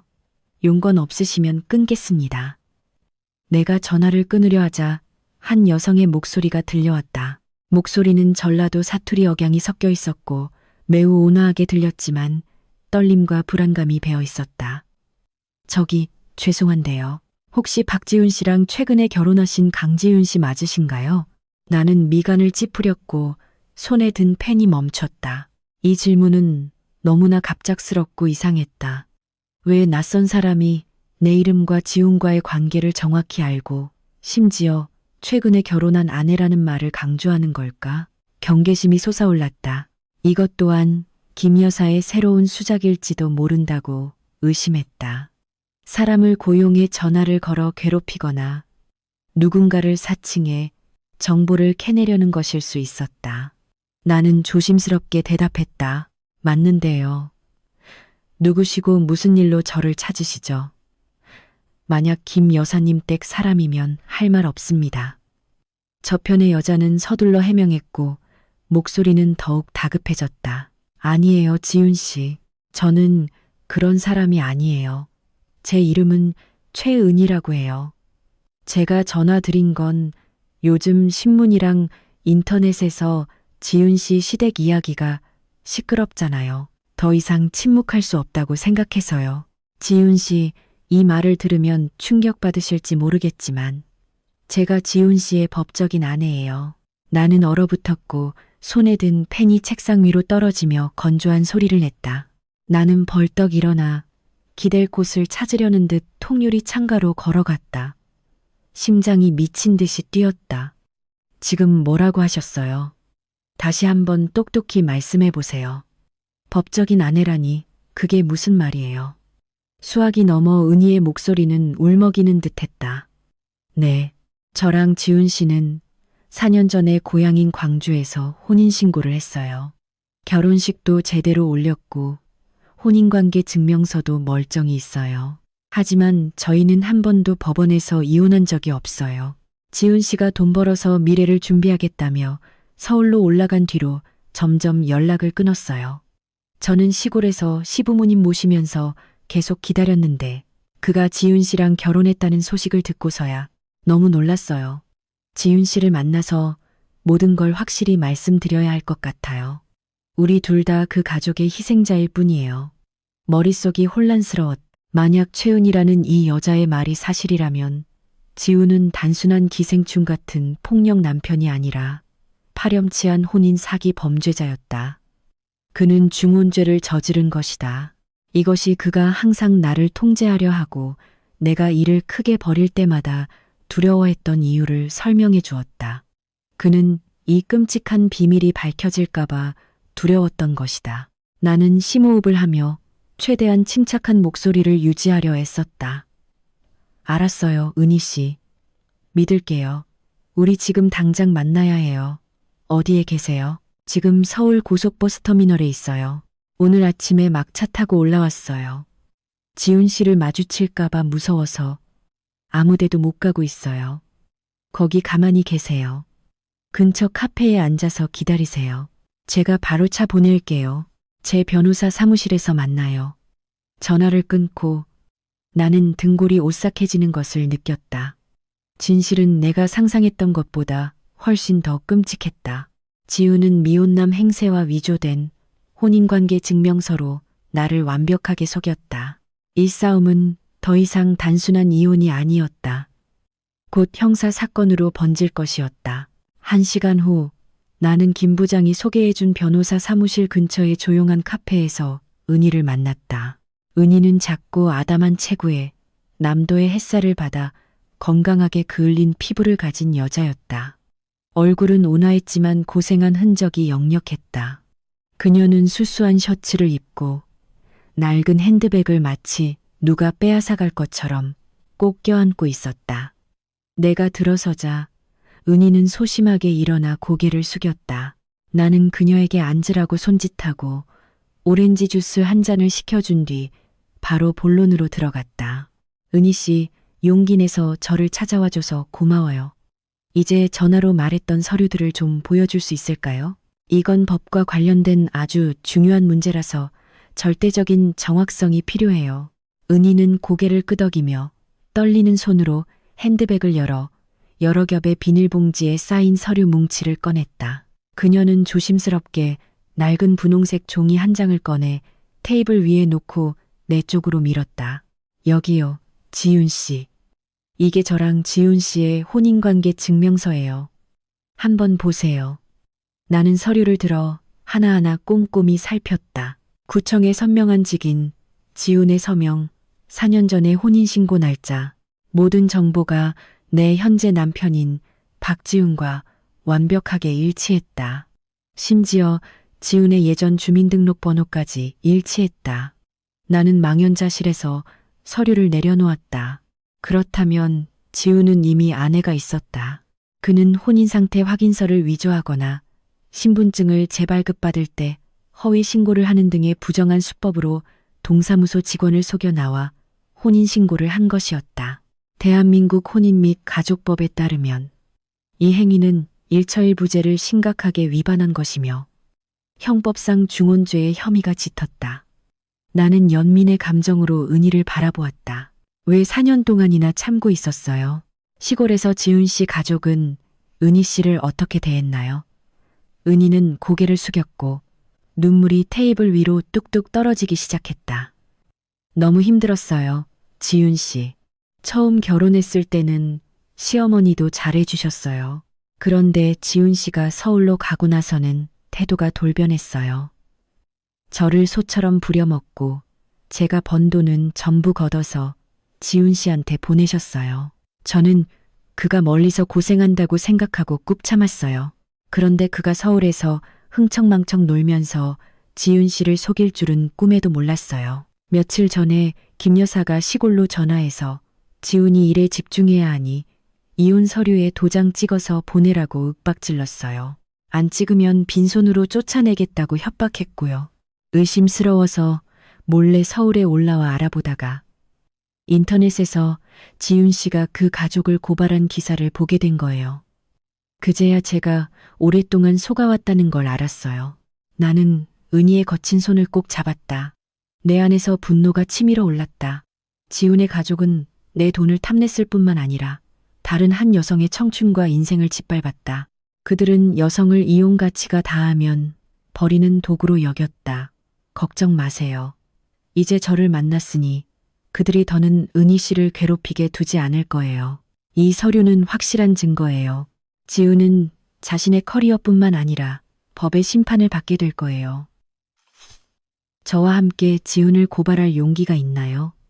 은희는 눈물 젖은 눈으로 나를 올려다보았다. 그녀의 눈빛은 점차 단호해졌다. 네, 할 수 있어요. 저는 모든 걸 잃었어요. 더 이상 두려울 게 없어요. 그가 계속해서 다른 사람을 속이는 걸 원치 않아요. 지훈 씨가 하자는 대로 따를게요. 바로 그때 김 부장과 변호사가 들어왔다. 나는 혼인관계 증명서를 변호사에게 보여주었다. 그는 고개를 끄덕이며 이것이 진본이며 법적 효력이 완전하다고 확인해 주었다. 지훈은 형사 범죄를 저지르고 있었다. 감옥의 문이 그 사기꾼 앞에 열리고 있었고 내가 그를 그곳까지 친히 안내할 것이었다. 은희와의 만남은 충격적인 비밀들을 드러냈지만 여기서 그치지 않았다. 우리가 고소 계획을 논의하던 중 은희의 핸드폰에서 메시지 알림이 울렸다. 그녀는 메시지를 확인하고는 매우 난처한 표정으로 나에게 핸드폰을 건넸다. 지훈 씨, 제가 이 얘기를 깜빡했네요. 페이스북에서 지훈 씨에 대해 알아보다가 그가 윤합이라는 이름의 인턴 여대생과 아주 친밀하게 교류하는 걸 발견했어요. 그들이 함께 밥 먹고 찍은 사진 몇 장을 저장해뒀어요. 제 생각에 그는 아내가 둘인 것뿐만 아니라 이 어린 학생까지 속이고 있는 것 같아요. 나는 핸드폰을 받아보았다. 사진 속 지훈은 앳되고 순진한 얼굴에 세련된 옷차림을 한 젊은 여자의 허리를 감싸고 있었다. 두 사람은 핫한 루프탑바에서 즐겁게 웃고 있었다. 게시물은 2주 전에 올라온 것이었다. 즉, 우리 결혼 직후 지훈이 나에게 상처받은 남편 역할을 연기하며 뉘우치는 척하던 바로 그 시기였다. 그의 바람기는 뼛속까지 박혀 있었다. 나는 이 나비라는 학생을 즉시 만나야겠다고 결심했다. 만약 그녀가 공범이라면 둘 다 처리할 것이고 그녀 또한 희생자라면 지훈의 진짜 얼굴을 폭로할 또 다른 중요한 증인이 될 것이었다. 인맥을 통해 나는 금방 나비의 정보를 찾아냈다. 그녀는 지훈의 회사 영업팀에서 실습 중인 마지막 학년 대학생이었다. 나와 은희는 점심시간에 지훈의 회사 맞은편 카페로 가서 나비에게 업무 협의를 원하는 파트너인 척 문자를 보내 만남을 요청했다. 나비는 젊음의 자신감과 활기를 띠며 카페에 들어섰다. 그녀는 나와 은희가 앉아 있는 것을 보고 잠시 놀랐지만 여전히 예의 바르게 인사했다. 안녕하세요 두 분. 제가 유나비입니다. 무슨 일로 저를 찾으셨나요? 나는 나비에게 앉으라고 권하고 음료를 주문한 뒤 천천히 입을 열었다. 나비 씨, 안녕하세요. 저는 강지윤이에요. 회사에서 제 이름 들어봤을 거예요. 저는 당신이 실습하는 곳의 영업팀장인 박지훈 씨의 현재 서류상 아내예요. 그리고 이쪽은 박지훈 씨의 고향에 있는 법적 아내인 최은희 씨고요. 나비의 입가에서 미소가 사라졌다. 그녀는 눈을 동그랗게 뜨고 나를 봤다가 은희를 봤다가 하며 얼굴이 새하얗게 질렸다. 네? 무슨 말씀이세요? 고향에 아내가 있다니요? 지훈 선배는 저한테 전처랑 오래전에 별거했고 전처가 바람나서 이혼 소송 중이라고 했어요. 자기는 지금 싱글이고 저랑 진지하게 만나고 싶다고 했단 말이에요. 나는 한심하다는 듯 고개를 저으며 은희의 혼인관계 증명서와 내 혼인신고서를 나비 앞에 내밀었다. 이게 그가 4년 전에 은희 씨와 결혼했고 아직 이혼하지 않았다는 증거예요. 그는 법을 속여서 지난달에 저와 결혼했고요. 그리고 지금은 당신을 속여서 세 번째 여자가 되게 만들고 있어요. 똑똑히 보세요. 당신은 지금 사기꾼에게 노란하고 있는 거예요. 나비는 서류들을 덜덜 떨리는 손으로 집어들었다. 그녀는 읽고 또 읽었고 눈에서는 눈물이 터져 나왔다. 그녀의 어린 얼굴에는 무너지는 절망감이 역력했다. 세상에 어떻게 그가 그렇게 잔인할 수 있죠? 온갖 맹세를 다 했어요. 사업 자금이 필요하다면서 저한테 돈까지 빌렸어요.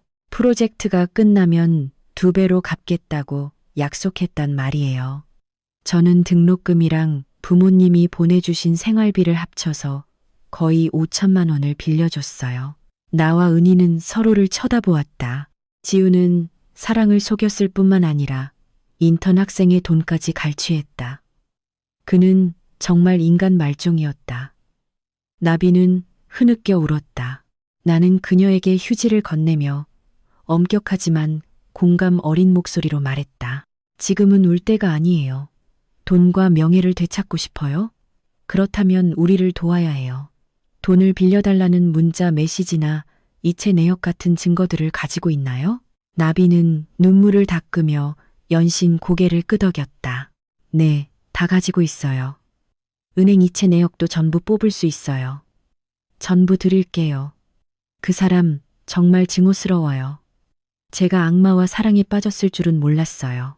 그렇게 강지윤, 최은희, 유나비, 세 여성의 연합이 공식적으로 결성되었다. 우리는 한 명의 쓰레기 같은 남자에게 당한 3명의 희생자로서 지훈이 저지른 죄에 대해 가장 혹독한 대가를 치르게 하리라 굳게 다짐했다. 모든 증거가 수집되었다. 고소장은 내 변호사에 의해 가장 빈틈없이 작성되었다. 나는 모든 증거 자료 은희의 혼인관계 증명서, 나비의 이체 내역과 중혼죄 고소장 사본을 지훈의 회사 이메일과 회사 임원진에게 직접 발송했다. 그날 저녁 내가 은희, 나비와 함께 내 아파트에 앉아 있을 때 초인종이 요란하게 울렸다.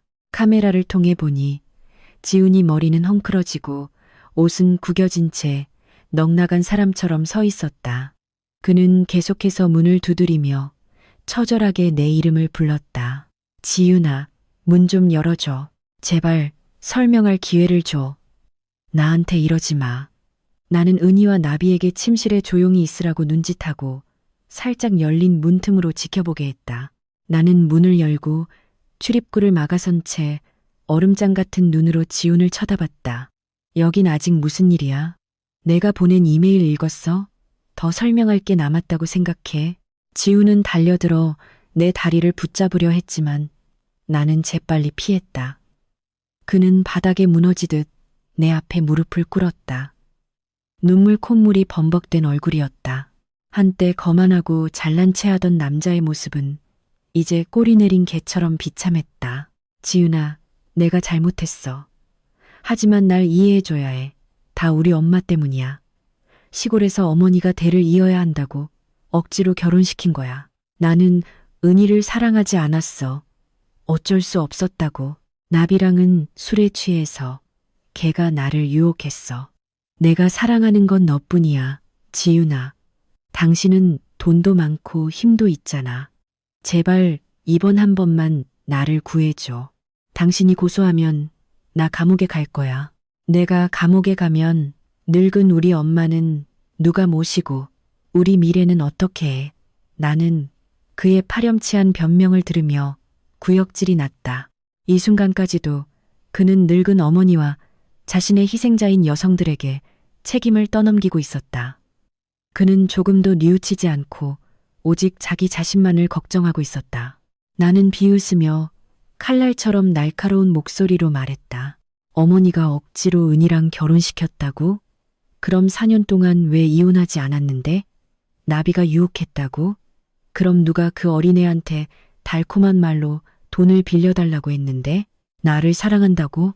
나를 사랑해서 내게 퇴사를 강요하고 당신 가족을 먹여 살릴 돈을 내놓으라고 하고 내 등 뒤에서 그런 더러운 짓들을 한 거야? 당신은 아무도 사랑하지 않아. 박지훈. 당신은 오직 당신 자신과 남의 돈만 사랑할 뿐이야. 바로 그때 내가 신호를 보내자 침실 문이 열렸다. 은희와 나비가 나와서 지훈 바로 앞에 섰다. 지훈은 고개를 들어 은희와 나비가 함께 나타난 것을 보고 얼굴에 핏기가 완전히 가셨다. 그는 말을 더듬으며 뒤로 넘어질 뻔했다. 손가락으로 그들을 가리키며 중얼거렸다. 은희, 나비, 너희가 왜 여기에? 너희들이 짜고 나를 해치려는구나. 은희는 다가와 4년간 자신의 남편이었던 남자를 고통과 경멸이 뒤섞인 눈으로 쳐다봤다. 박지훈 씨, 나는 내 청춘을 바쳐 당신 어머니를 모시고 당신을 기다렸어요. 그런데 당신은 나를 쓰레기처럼 취급했죠. 당신은 사람도 아니에요. 나비도 다가와 이체 내역서를 지훈의 얼굴에 던졌다. 내 돈 갚아, 이 사기꾼아. 싱글이라고 나를 사랑한다고 했지. 내 돈으로 다른 여자들 만나고 다녔구나. 지훈은 3명의 여자에게 포위되어 더 이상 도망갈 곳이 없었다.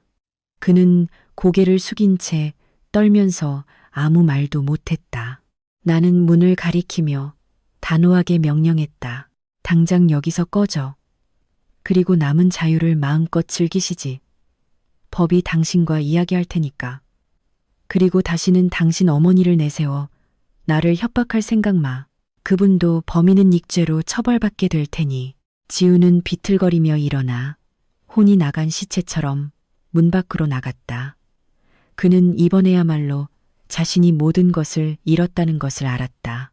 지훈의 사건은 그 심각성과 명백한 증거들로 인해 수사기관에 신속하게 접수되었다. 중혼죄와 사기 혐의로 그는 형사 입건되었다. 재판이 열리던 날 하늘에서는 억수 같은 비가 쏟아졌다. 나와 은희, 나비는 모두 피해자 및 증인 자격으로 참석했다. 피고인석에 선 지우는 깡마르고 눈은 팍에 들어가 있었다. 방청석에 앉은 김 여사는 통곡하며 판사에게 아들을 용서해달라고 애원하고 운명을 탓했지만 더 이상 아무도 그녀를 동정하지 않았다. 내 변호사는 단호하게 변론하며 부인할 수 없는 증거들을 하나씩 제시했다.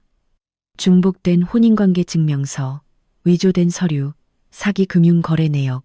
지우는 고개를 숙이고 모든 혐의를 인정했고 감히 누구도 쳐다보지 못했다.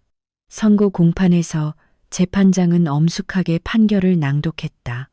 피고인 박지훈은 중혼죄 및 사기 혐의로 징역 2년에 처한다. 또한 피해자 유나비에게 갈취한 금액 전액을 배상하고 원고 강지윤과 피고인 박지훈의 혼인은 즉시 무효임을 선언한다. 은희는 일방적 이혼 소송을 완료할 수 있도록 법적 지원을 받아 지옥 같은 결혼 생활에서 벗어날 수 있게 되었다. 판사의 망치 소리가 울려 퍼졌을 때 나는 온몸에 새로운 에너지가 넘치는 것을 느꼈다. 오랫동안 나를 얽매고 있던 보이지 않는 쇠사슬이 끊어졌다. 나는 은희를 보았다. 그녀는 울고 있었지만 그것은 해방의 눈물이었다. 나비도 내 손을 꼭 잡고 안도의 미소를 지었다.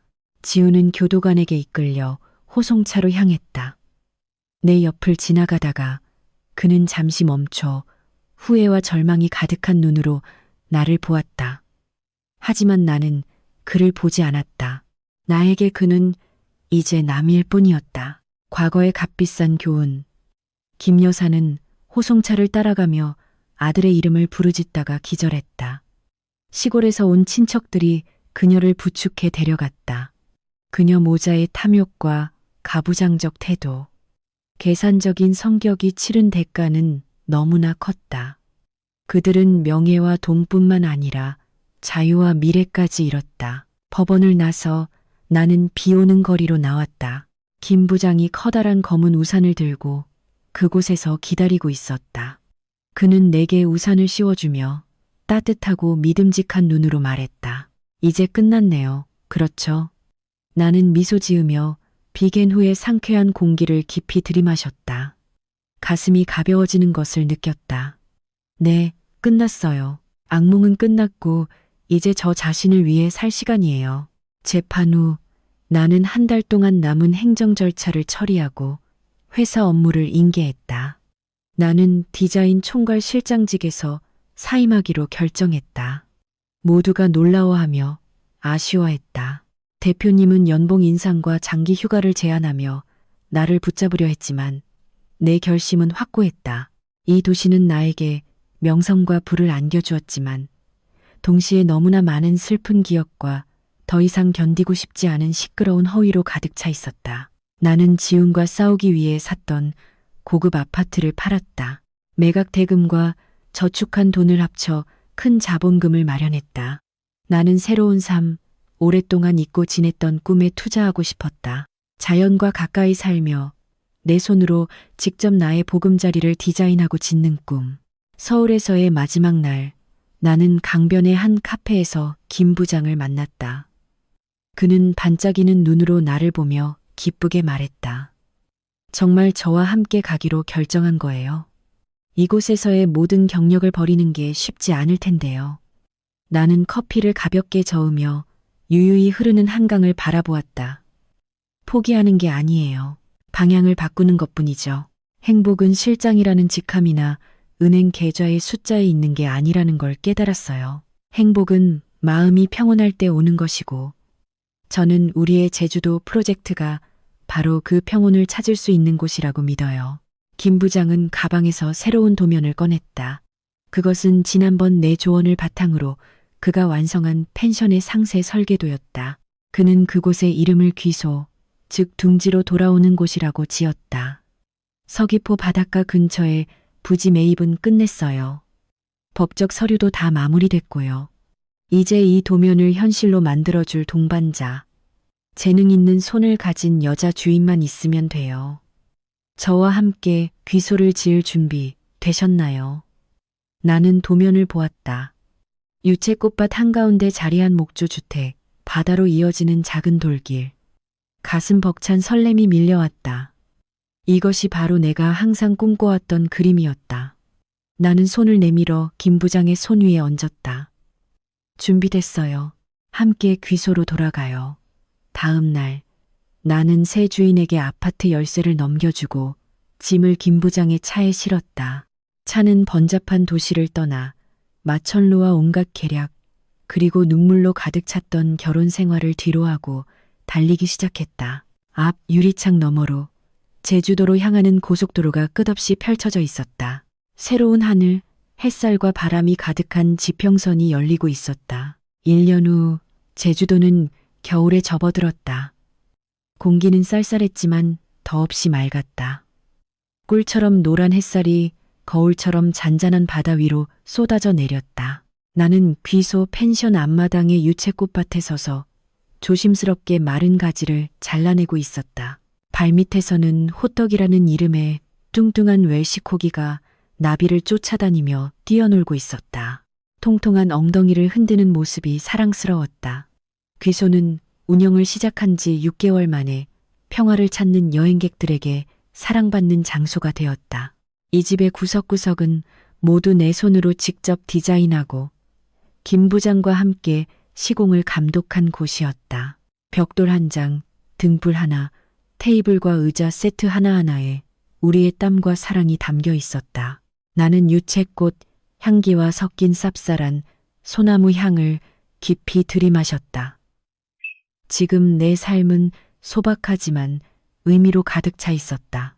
아침 일찍 일어나 손님들을 위해 커피를 내리고, 오후에는 바닷가에서 그림을 그리고, 저녁에는 직원들과 함께 모닥불을 피우고 군고구마를 구웠다. 더 이상 긴장감 넘치는 회의도 시어머니와 며느리의 막장 드라마도 없었다. 김 부장이 뒤에서 다가와 내 어깨에 두꺼운 스웨터를 살며시 걸쳐주었다. 무슨 생각에 그렇게 잠겨 있어요? 손님들 다 오셨는데 신부가 늦으면 벌금 내야 해요. 나는 뒤돌아 김 부장을 보며 미소 지었다. 오늘 그는 세련된 크림색 정장을 입고 가슴에는 하얀 유채꽃 한 송이를 꽂았다. 그는 정말 멋지고 따뜻해 보였다. 그냥 이 순간을 즐기고 있었어요. 언젠가 이렇게 완벽한 평화를 얻게 될 줄은 몰랐어요. 고마워요, 현우 씨. 저를 이곳으로 데려와줘서요. 김 부장은 내 손을 잡고 손등에 가볍게 입을 맞췄다. 나를 믿어줘서 고마워요. 오늘은 우리에게 기쁜 날이에요. 과거는 잠들게 하고 함께 미래를 써 내려가요. 오늘은 우리의 결혼식 날이었다. 귀소의 정원에서 열리는 작고 따뜻한 결혼식. 하객은 우리 부모님과 김 부장의 가족, 진우와 같은 몇몇 친한 친구들, 그리고 특별히 은희와 나비도 와주었다. 은희는 이제 고향에서 작은 옷가게를 열어 안정적인 삶을 살고 있었고, 나비는 졸업 후 좋은 직장을 구했다. 그들은 나를 축복하기 위해 와주었다. 한때 같은 전선에 섰던 여성들은 이제 모두 각자의 길을 찾았다. 감미로운 향송이 울려 퍼지는 가운데 나는 아버지의 팔짱을 끼고 하얀 꽃잎이 뿌려진 길을 걸어 김 부장에게로 향했다. 그의 눈을 바라보자 그 안에 비친 나 자신의 모습이 보였다. 환하게 빛나고 자신감 넘치며 행복해 보였다. 김 부장이 나에게 반지를 끼워주며 서약을 말할 때 나는 내가 진정으로 인생의 안식처를 찾았다는 것을 알았다. 물질에 대한 공허한 약속이 아니라 함께하고 나누고 서로를 존중하겠다는 약속. 나는 제주도의 푸른 하늘을 올려다보며 지나간 폭풍에 조용히 감사했다. 그 시련이 있었기에 나는 내 자신의 가치를 소중히 여기게 되었고 끔찍한 것들을 버리고 진정한 행복을 붙잡을 용기를 얻을 수 있었다. 이곳 귀소에서 내 인생은 아침 햇살 아래 피어나는 꽃처럼 눈부시고 평화로운 새 장을 열었다.